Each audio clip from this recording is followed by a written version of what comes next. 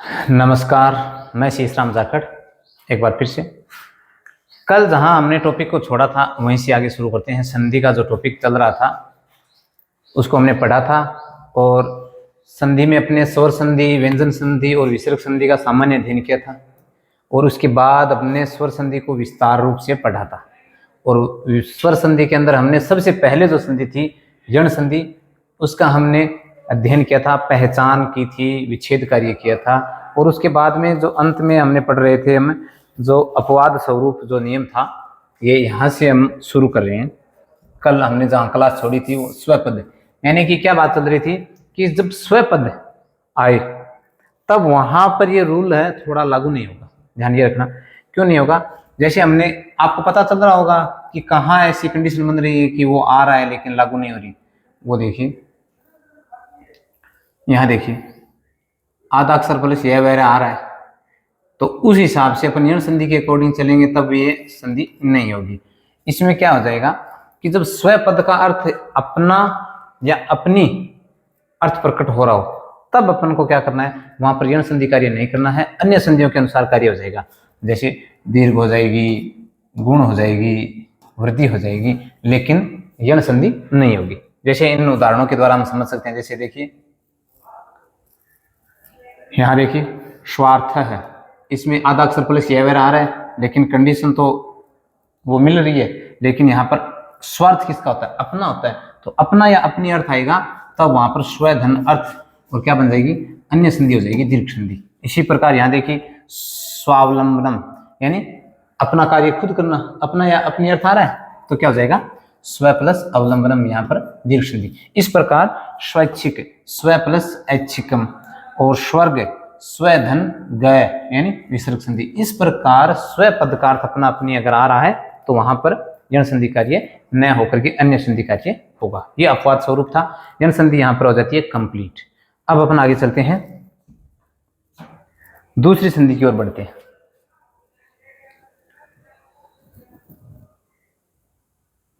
यहां देखिएगा, अपन बात करें दूसरी संधि की जिसका नाम है अयादी संधि। सबसे पहले आप समझने का प्रयास कीजिए कि स्वर संधि के अंदर 5 संधि के उपभेद हमारे सिलेबस के अकॉर्डिंग 10वीं क्लास तक लगते हैं। हालांकि 10वीं क्लास में तो स्वर संधि के उदाहरण नहीं आएंगे क्योंकि वहां पर व्यंजन और विसर्ग संधि आएगी, लेकिन 6, 7, 8, 9, 10 के लिए जानकारी जरूरी है। तो इन कक्षाओं में 5 उपभेद तक हमें समझना जरूरी है। तो देखिए, हमने यण संधि की बात कर ली, अब अयादी संधि की बात करेंगे। अयादी संधि में क्या है, यहां पर हमने कल एक सूत्र भी पढ़ा था, यहां पर दिया हुआ देखिए,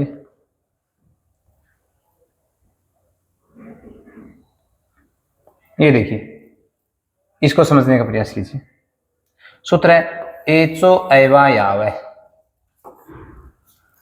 10वीं क्लास तक के लेवल की अगर बात करें तो सूत्र पे ज्यादा ध्यान देने की जरूरत नहीं है, लेकिन समझना जरूरी है कि मामला क्या है। देखिए, एचो एवा यावे, इसमें एच प्रत्यार है। क्या है? यहां लिखा हूं, एच एक प्रत्यार है। हमने प्रत्यारों की बात, जैसे माहेश्वरी सूत्रों के अनुसार 42 प्रत्यार माने गए सामान्यतः। 42 प्रत्यारों में से एक प्रत्यार है, क्या है? एच। एच का मतलब क्या होता है? ए ओ आई और औ। ये एच प्रत्यार में 4 वर्ण आते हैं, ठीक है। अब एचो यानी इस एच के स्थान पर क्रमशः क्या आ जाएगा? ये अवग्रह चिन्ह वाला ए है तो आय, यानी ए के स्थान पे आया, फिर यह हलंत हुआ तो इसमें ए बच गया तो अव, इसके स्थान पे आ जाएगा अव, और फिर वह में आ रह गया तो आय, यानी तो आई के स्थान पे क्या आ जाएगा? आय, और फिर आव, यहां अव के स्थान पे आ जाएगा आव। बात समझ में आई क्या? यानी कि ये सूत्र है वो हमें बताता है कि एच के स्थान पे आपको क्रमशः क्या करना है। ए के स्थान पे ए, ओ के स्थान पे अव हलंत है, और आई के स्थान पे आय, और अव के स्थान पे आव।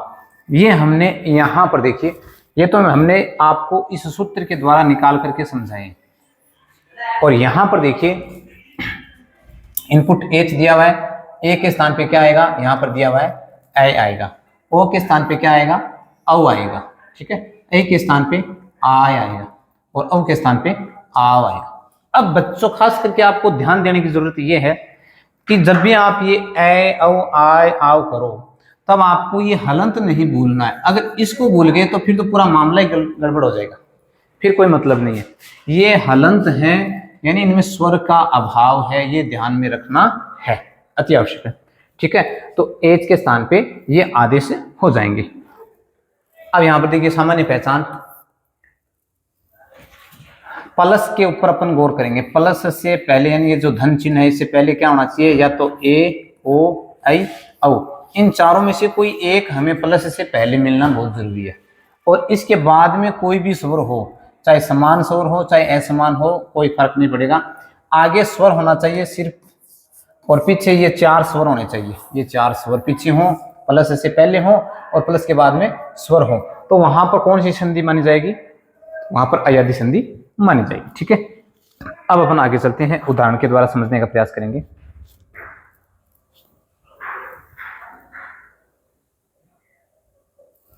देखिए यहां आपके सामने 3-4 उदाहरण दिए हुए, बड़े ही ध्यान से सुनने का प्रयास करें, समझने का प्रयास करें, आपको बिल्कुल समझ में आएगा, ये मेरी गारंटी है। देखिए किस प्रकार अयादि संधि के कार्य को अपन आगे बढ़ाने का प्रयास करते हैं। देखो हमने क्या कहा था कि ए के स्थान पे ए होता है, इसका एक उदाहरण आपके सामने अभी आएगा। ओ के स्थान पे औ होता है, इसका भी एक उदाहरण आपके सामने आएगा। और ऐ के स्थान पे आय होता है, इसका भी हम आपके सामने उदाहरण रखेंगे। और औ के स्थान पे आ होता है, इसका भी उदाहरण रखेंगे। चारों का एक एक उदाहरण लिया हमने। चलिए पहला आपके सामने प्लस चिन्ह दिखाई दे रहा है, इससे पहले ने सब ने है और आगे अनम है। तो हम सबसे पहले पहचान पे जाएंगे कि प्लस से पहले क्या स्वर है। तो प्लस से पहले आपके यहाँ पर कौन सा स्वर दिखाई दे रहा है, मुझे तो ए दिखाई दे रहा है, आपको क्या दिखाई दे रहा है, देखो न को हलंत करेंगे तो क्या निकल गया, ए। ठीक है, इसके बाद में आगे क्या है, अ न। हमने अभी बात की थी कि प्लस से पहले आपके पास ए ऐ ओ औ में से कोई एक होना चाहिए, आगे स्वर होना चाहिए, ये स्वर है और इधर ए है, पहचान तो मिल गई। अब करना है हमें काम करने के लिए हमें क्या करना है, देखो मैंने बताया था न इस ए के स्थान पर क्या आदेश हो जाएगा, ए आदेश हो जाएगा। ठीक है, ये जो ए है इसके स्थान पे क्या आदेश हो रहा है, आय हो गया। ठीक है, अब सिर्फ और सिर्फ मिलान करना और कुछ नहीं करना। देखो ये जो नए आधा है इसको लिखेंगे न आधा है, इसमें जो ए स्वर मिला न हो गया पूरा। फिर ये आधा है, इसमें ये ए मिला तो यह भी क्या हो गया, पूरा। फिर नम का नम। मुझे नहीं लगता कि आपको अब कोई दिक्कत है। देखो नयनम शब्द बन गया। दूसरा उदाहरण देखते हैं, भो प्लस अनम। यहां पर प्लस के ऊपर आने के बाद हमें पता चला कि इधर कौन सा स्वर है, इधर मुझे तो ओ दिखाई दे रहा है, आपको कौन सा दिखाई दे रहा है देख लो। क्यों, क्योंकि भय को अपन हलंत करेंगे तो इसमें से ओ स्वर बाहर निकलेगा। ठीक है, और इसके बाद में आगे ए स्वर है। यहाँ कंडीशन क्या बन गई, वो पहचान वाली बन गई ना, ए ऐ ओ औ में से कोई हो और आगे स्वर हो, मिल गई। अब क्या करना है, ओ के स्थान पर आपको आदेश करना है, और कौन सा आदेश करना है, वहां पर हमने पढ़ा था औ, क्या, और हलंत, याद रखना हलंत जरूर आएगा। तो ओ के स्थान पे क्या हो जाएगा, औ हो जाएगा। अब इनका मिलान करना है, कैसे करेंगे, देखिए भय आधा है, ठीक है, इसमें ए मिला, भय पूरा हो गया। वह आधा है, इसमें ये ए मिला, वह क्या हो गया, पूरा।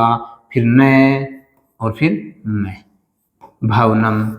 कोई दिक्कत, मुझे नहीं लगता आपको कोई दिक्कत हो रही हो। ठीक है, यहां देखने का प्रयास करें, ऐ और आय, यानी ऐ के स्थान पे क्या हो जाएगा, आय हो जाएगा।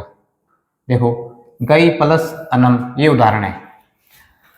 गय वर्ण को हमने क्या किया, हलंत किया, और इसमें से जो बाहर निकाल के लेके आए वो कौन सा, ऐ स्वर है, ए नहीं है, ये ध्यान रखना। ए स्वर कौन सा होता है, ए स्वर ये होता है ए, इसको ए। ज्यादातर बच्चे क्या बोलते हैं, इसको भी ए बोल देते हैं और इसको भी ए बोल देते हैं, जबकि ये तो ए है और ये ऐ है।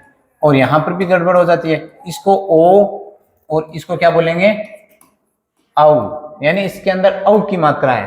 तो ए ऐ ओ औ, उच्चारण की शुद्धता भी बहुत जरूरी है। चलो आगे देखते हैं, ऐ के स्थान पे क्या आदेश आएगा, यहां पर दिया हुआ देखो आय, यह हलंत है। ठीक है, अब मिलान करना है सिर्फ, कोई दिक्कत नहीं है। देखो गए आधा है, इसमें आ मिला, क्या बन गया, गा, ये आधा है, इसमें ये ए मिला गे, ये हो गया पूरा, फिर न और फिर मैं, गायनम।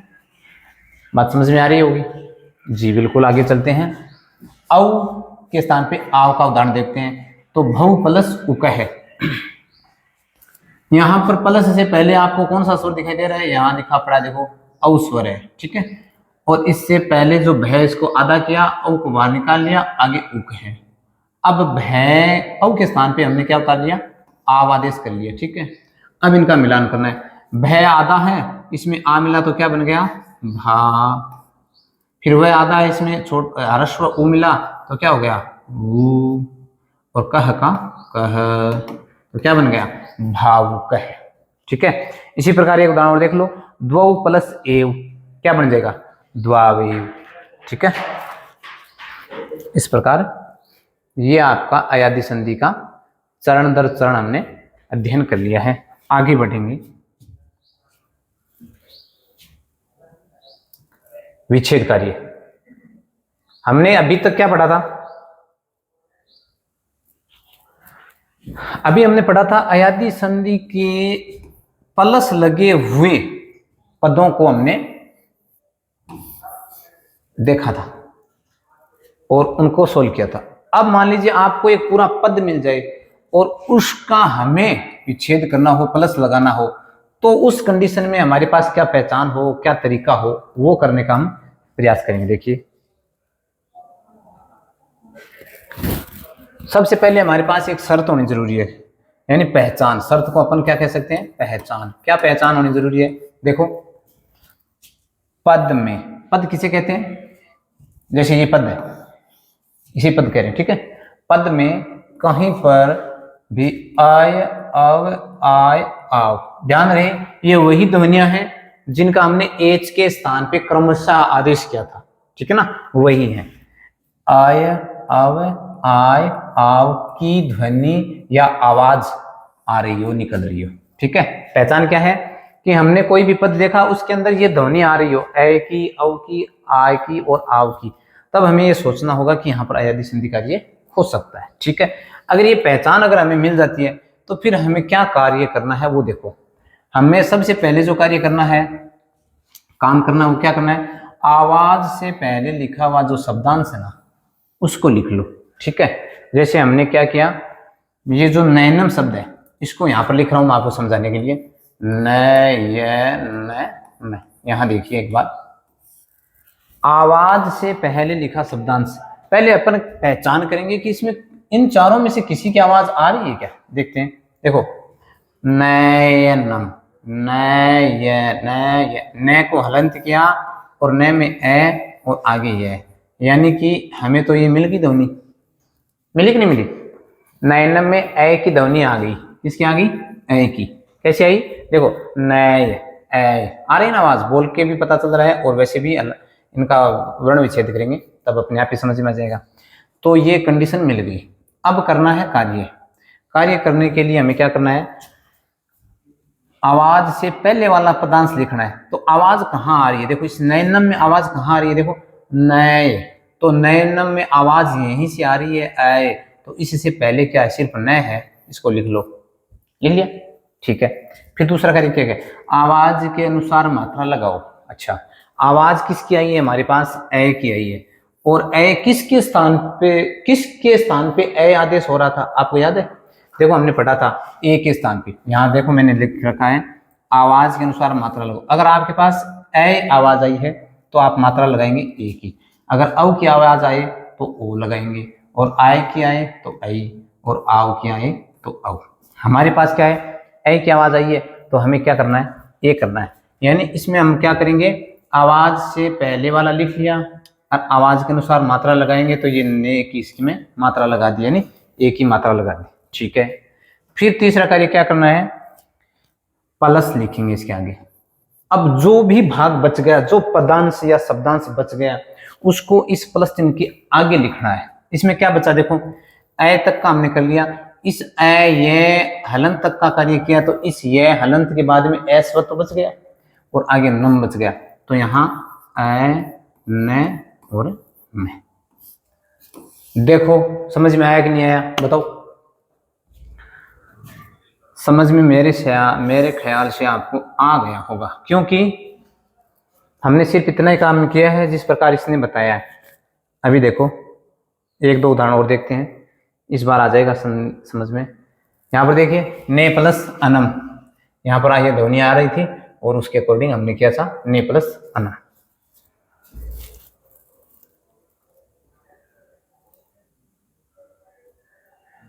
आगे चले, ये सारांश है दोनों संधियों का। कल जो हमने पढ़ी थी यण संधि और अयादि संधि, उन दोनों का शॉर्ट है स्वीट रूप है यहाँ पर दिया हुआ। देखो क्या है, एक बार अध्ययन कर लेते हैं। यण संधि की मोटा मोटी बात है, इसमें सूत्र है एको यण ची, और अयादि संधि में सूत्र है एचो अयवायाव है। इसमें एच के स्थान पे ए अव आय आव आदेश हो रहा था, इसमें एक के स्थान पे यण हो रहा था, यानी यह वह रेल है।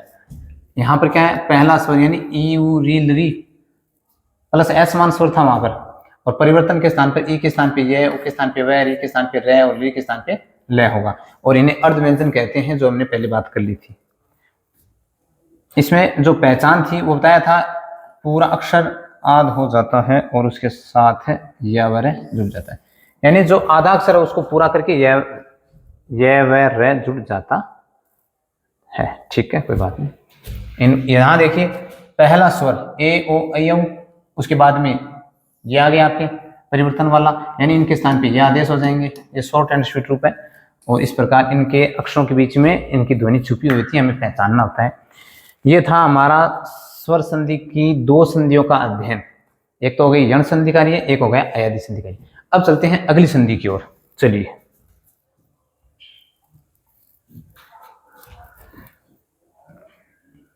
अगली संधि की ओर जाने का प्रयास कर रहे हैं।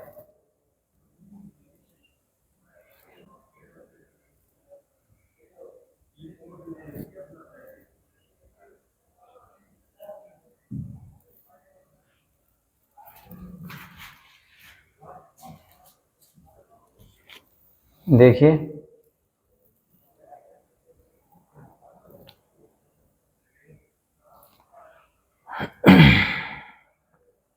चलिए हम आ गए हैं हमारी तीसरी संधि के पास, यानी हमने यण संधि पढ़ ली, अयादि पढ़ ली, अब आ गए हैं 3 नंबर संधि जिसका नाम है गुण संधि कार्य। ठीक है, गुण संधि के अंदर सबसे पहले अपन एक सूत्र के रूप में देखेंगे, आद गुण है। एक सूत्र होता है आद गुण। आद गुण क्या होता है, देखो एक सूत्र होता है उर्ण रप्रय, यानी जो री का परिवर्तन अर में होता है वो उर्ण रप्रय सूत्र के अनुसार होता है। अब अपन यहाँ पर सीधे सीधे पढ़ेंगे कि इसमें जो पहचान है वो क्या होती है। इसमें पहचान क्या होती है बच्चों, देखो हमने पहले बात की थी, जो गुण संधि और वृद्धि संधि है, जिसमें ए और आ का मामला रहता है, यानी प्लस से पहले ए या आ हो और उसके बाद ई ह्रस्व हो दीर्घ हो, उ ह्रस्व हो दीर्घ हो, री ह्रस्व हो दीर्घ हो, या फिर री हो, तो इस कंडीशन में क्या होगा, इस कंडीशन में गुण संधि कार्य होगा। ठीक है, और क्या बनेगा, देखो प्लस से पहले अगर ए है या आ है कोई फर्क नहीं पड़ेगा कौन सा भी स्वर हो, और इसके बाद में अगर ई और दीर्घ ई कोई भी हो, बनेगा क्या ये ध्यान में रखना है। इस कंडीशन में बनेगा क्या, ए बनेगा, और वो ए क्या बनेगा, एक का देश। एक का देश, एक आदेश का मतलब होता है एक प्लस आदेश। एक आदेश, एक आदेश क्या होता है, ज्यादातर बच्चों को शायद नहीं पता है। एक आदेश यानी दो के स्थान पर एक आदेश करना, यानी कि इसमें क्या कंडीशन बनेगी, इसमें ये कंडीशन बनेगी, देखो यहां देखिए, मान लीजिए आपके सामने आ गया ए या आ प्लस ई ह्रस्व या दीर्घ, तो इस कंडीशन में या आ के साथ ई का मेल हो, चाहे आ का दीर्घ ई के साथ मेल हो, या फिर ए का ह्रस्व ई के साथ मेल हो, या फिर ए का दीर्घ ई के साथ मेल हो। अब जिसका भी मेल होगा इन दोनों के स्थान पर, इन दोनों के स्थान पर सिर्फ और सिर्फ एक ए का ही आगमन होगा, यानी आदेश क्या है, ए एक आदेश होगा। समझ में आया, नहीं आया, चलो कोई बात नहीं है, अभी एक उदाहरण के द्वारा समझते हैं। इसी प्रकार इसमें ए आ के बाद में उ आता है, तो ओ एकादेश हो जाता है। इसी प्रकार ए आ के बाद में री ह्रस्व या दीर्घ आता है तब अर एकादेश होता है। यानी ये जो र है ऊपर वाला इसको भूल जाओ, ये समझ लीजिए गलत, र हलंत अर आदेश से हो जाएगा। और ए आ के बाद में अगर लरी आता है, ए आ के बाद में लरी आता है तो अल एकादेश से हो जाता है। अब उदाहरण के द्वारा समझेंगे। किसी भी छात्र को दिक्कत आती है तो कमेंट के द्वारा पूछ सकता है, दोबारा भी समझाया जा सकता है।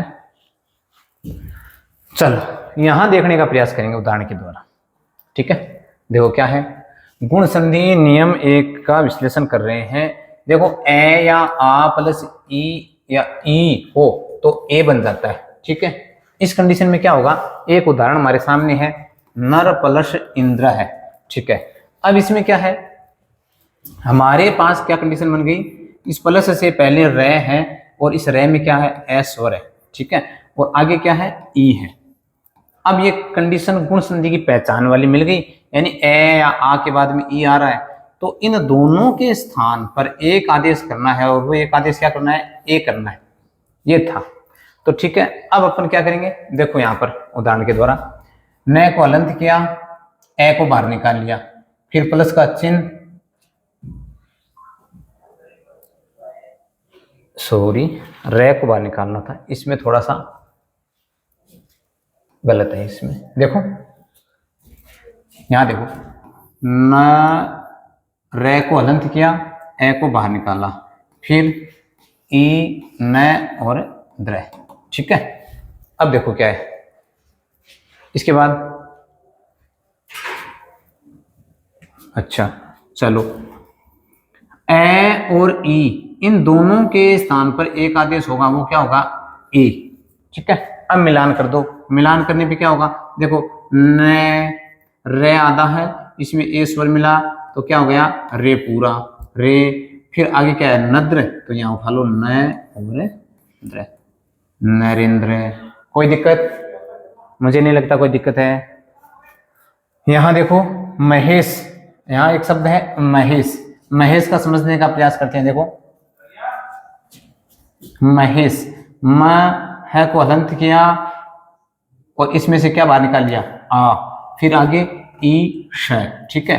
अब क्या है, एकादेश करना है तो इन दोनों आ और ई, इन दोनों के स्थान पे क्या होगा, ए एकादेश होगा, ए, ठीक है। तो ए एकादेश करेंगे तो फिर मिलाएंगे, देखो क्या बनेगा, मैं है हलंत है, इसमें ए मिलेगा तो क्या हो जाएगा, हे, और फिर आगे क्या है, श, तो क्या बन गया, महेश है, क्या बन गया, महेश है।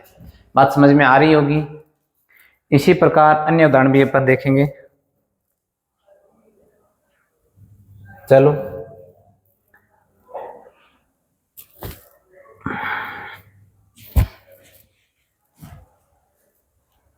ए या आ के बाद में अगर उ या उ आ रहा हो तो ओ एकादेश हो जाएगा, ठीक है, ओ एकादेश हो जाएगा। उदाहरण देखिए, जैसे हमारे सामने आ गया सूर्य प्लस उष्मा, ठीक है। हमने क्या किया, सूर्य में जो यह है इसको हलंत कर लिया, पीछे वाला लिख लेंगे कोई दिक्कत नहीं है, लेकिन जो प्लस के जस्ट पास वाला उसको तोड़ेंगे, यानी यह को हलंत किया तो यह में क्या बाहर निकल गया है, ए, ठीक है, और आगे क्या है, उ। अब इन दोनों के स्थान पे क्या होगा, ओ होगा, क्या होगा, ओ। अब मिलान करेंगे तो क्या हो जाएगा, देखो सु ये हलंत है और फिर ये जो ए है और आगे उ है और फिर स म, ये है। अब देखो इन दोनों के स्थान पे तो क्या आ जाएगा, ओ, क्या आएगा, ओ, ठीक है। अब मिलान कर दो, देखो ये आधा है, इसमें ये ओ मिला तो क्या बन जाएगा, सु रे यो, सूर्यो, और आगे क्या है, स्मा, इसमें मिला दीजिए, स म, क्या बन गया, सूर्योस्मा। यहां उदाहरण में देखो सूर्योस्मा आपको दिखाई देगा, ये देखो सूर्योस्मा। अब अपन करते हैं इधर अरवाला, अरवाला देखो, अर में क्या है, ये जो रे है ऊपर वाला, ये हलंत रे है, ये ऊपर चला गया, यो समझ लीजिए अर होगा। किस कंडीशन में, अगर ए या आ के बाद में री स्वर आता है, ह्रस्व या दीर्घ, तो क्या बनेगा, अर एकादेश हो जाएगा। ठीक है, उदाहरण के द्वारा देखने का प्रयास करेंगे। जैसे हमारे सामने एक शब्द आ गया देव प्लस ऋषि। देव प्लस ऋषि में अपन बात करें, यानी कि दे को तो लिख लेते हैं यहाँ पर, वे में हलंत किया, ए बाहर निकल गया, आगे री का री और शी का सी। ठीक है, अब क्या होगा, दे वह हलंत है, इसमें ए को अपन ने बाहर निकाल लिया, तो क्या हो जाएगा, ए और री इन दोनों के स्थान पे क्या आ जाएगा, अर। अब क्या है, दे के बाद में वह आधा है और और ये क्या है, सी। अब समझने का प्रयास करें।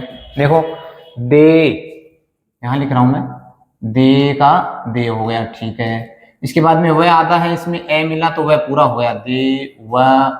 और फिर क्या है, रे आधा है और आगे सी है, तो पहले अपन सी लिखेंगे और ये जो रे आधा है वो अगले स्वर वाले वर्ण के ऊपर चला जाएगा, क्या बन जाएगा, देवर्षि। इस प्रकार ये बन गया देव प्लस ऋषि। इसी प्रकार महर्षि का क्या बन जाएगा, महान प्लस ऋषि। वर्षर्तु, ये देख लीजिए, वर्षर्तु का क्या हो जाएगा, वर्षा प्लस ऋतु, यानी यहाँ पर आ और री मिलकर के क्या बनेगा, अर बनेगा। ठीक है, अर, तो क्या बन जाएगा, वर्षर्तु।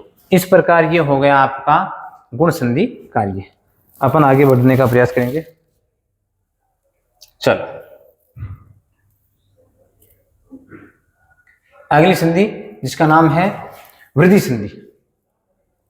अब थोड़ा सा आपको बैक लेके चलता हूं मैं। जैसे गुण संधि का विच्छेद कार्य करना हो तो किस प्रकार करेंगे। देखो, गुण संधि का विच्छेद कार्य करने के लिए आपको पहचान बता देता हूं। गुण संधि के विच्छेद कार्य की पहचान, उसमें क्या है, मात्रा देखनी आपको, यानी पद में मात्रा हो किसकी, ए और ओ और अर, इनकी जब मात्रा आ रही हो तब आपको क्या ध्यान में रखना है कि आपको ये पता हो जाना चाहिए कि इसमें कौन सी संधि है, गुण संधि है। तो फिर अगर ए मिल रहा है तो ए कैसे बना वो आपके दिमाग में ही है, किस कंडीशन में बन रहा था, ए या आ प्लस ई या दीर्घी, इस प्रकार इनका विखंडन हो जाएगा। फिर ओ का ए या आ के बाद में उ या उ, तो ये हो जाएगा इनका विच्छेद कार्य। चलो, अब अपन पढ़ते हैं अगली संधि 4 नंबर पे, जिसका नाम है वृद्धि संधि। ये है आपकी 4 नंबर संधि, जिसका नाम है वृद्धि संधि।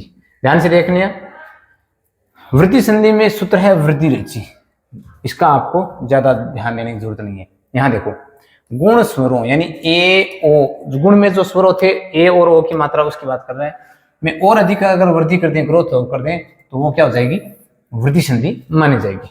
कैसे मानी जाएगी, देखिए, इसमें जो पहचान है वो थी, क्या थी, हमने बात की थी कि ए या आ, उसके बाद प्लस का चिन्ह हो और बाद में ए ओ आई और औ, ये अगर हों तो उस कंडीशन में क्या होगा, ए या आ के बाद में ए या ऐ हो तब तो होगा ऐ एकादेश, और ए या आ के बाद में ओ या औ हो, देखो ए या आ के बाद में ओ या औ हो तो औ एकादेश हो जाएगा, और ए या आ के बाद में ए या ऐ हो तो ऐ एकादेश हो जाएगा। ठीक है, अब देखो उदाहरण से समझने का प्रयास करेंगे।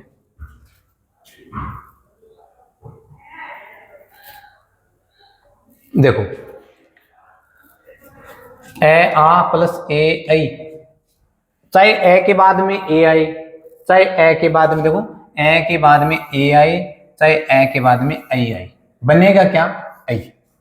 चाहे आ के बाद में ए आई, चाहे आ के बाद में ऐ आई, बनेगा क्या, ऐ। क्यों कि ऐ एकादेश होगा। ठीक है, उदाहरण के द्वारा समझने का प्रयास करेंगे। देखो, एक उदाहरण आपके सामने आ गया, मान लीजिए 1 प्लस 1 एकम, तो इस प्लस से पहले क है, इस क का जो स्वर है वो हमने बाहर निकाल लिया। ठीक है, क को हलंत किया, ए स्वर को हमने बाहर निकाल लिया, फिर आगे ए और कम। अब क्या करेंगे, इस ए और इस ए, इन दोनों के स्थान पर एक आदेश करना है। देखो, ए और ए के स्थान पे ऐ करना है, तो हमने क्या कर दिया, ऐ कर दिया, ठीक है। अब मिलाना है, मिला दो इन वर्णों को, देखो ए का ए, कै आधा है और इसमें ये ऐ मिला तो ये कई बन गया, दो डंडे आ गए ना ऊपर, ठीक है, ऐ की मात्रा। फिर क्या है, क, ये कहरा, ये मैं, ये मेरा, क्या बन गया, एक कई कम। समझ में आ रहा है? चलो आगे।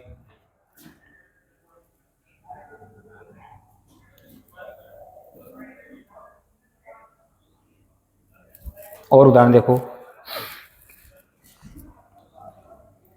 यहां पर आपके सामने कृष्ण प्लस एकत्वम, हणे में क्या है, ए है, आगे क्या है, ए, दोनों को मिलान करेंगे तो क्या बनेगा, आई।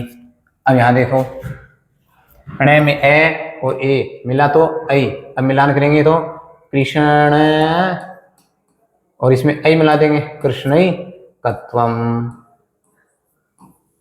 कोई दिक्कत है नहीं है। इसी प्रकार एक उदाहरण और देखो, देव प्लस ऐश्वर्यम, इसमें क्या है, जो वह है इसमें ए बाहर निकल गया तो ए और ऐ, यानी कि ए के साथ अगर ऐ का भी मेल हो रहा हो तो इन दोनों के स्थान पर सिर्फ और सिर्फ एक ऐ आएगा, ये ए गायब हो जाएगा, दोनों के स्थान पे क्या आएगा, ऐ। अब मिलान करेंगे तो बन जाएगा हमारे पास देवैश्वर्यम, कोई दिक्कत नहीं होनी चाहिए। आगे चलो, वृद्धि संधि का जो दूसरा नियम है, नियम 2 का विश्लेषण, चलो बात करेंगे इसमें क्या है। एक दो उदाहरण और देखेंगे। अगर ए या आ के बाद में ओ या औ आए, यानी अभी तो हमने बात की थी ए और ऐ की, इनकी तो बात हो गई, तब तो इनमें आ रहा था सिर्फ और सिर्फ ऐ। अब अगर ए या आ के बाद में चाहे ओ आए चाहे औ आए, कोई दिक्कत नहीं है, दोनों की कंडीशन में क्या बनेगा, एकादेश क्या होगा, औ एकादेश होगा, ये आपको याद रखना है। जैसे एक उदाहरण के द्वारा हम समझने का प्रयास करेंगे, देखो जल प्लस ओके, ठीक है,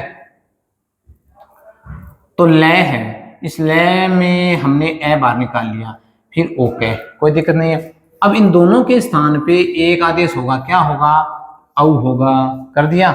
तो फिर अब मिलान करना, देखो जय का जय, लय आधा है, इसमें ये औ स्वर मिला तो जय लव, फिर कै का कै, जलो कै।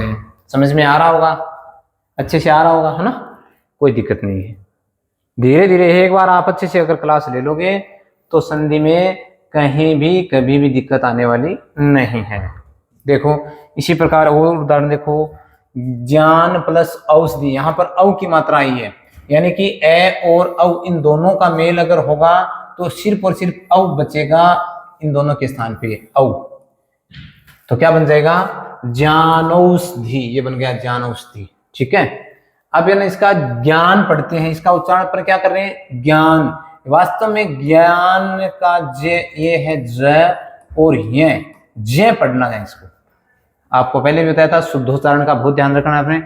अब देखिए वृद्धि संधि की थोड़े से अपवाद स्वरूप भी आते हैं, वो कब आते हैं कि ए या आ के बाद में री का मेल होने पर कभी कभी आर आदेश भी होता है, आर आर, तो वो आपके वैसे थोड़ी सी सिलेबस के अकॉर्डिंग देखें तो इतना ज़्यादा ज़रूरत है नहीं, लेकिन कभी कभी ऐसा हो जाता है कि प्रश्न पूछ लिया जाए तो घबराने की जरूरत नहीं है, कुछ स्थितियों में आर एक आदेश होता है।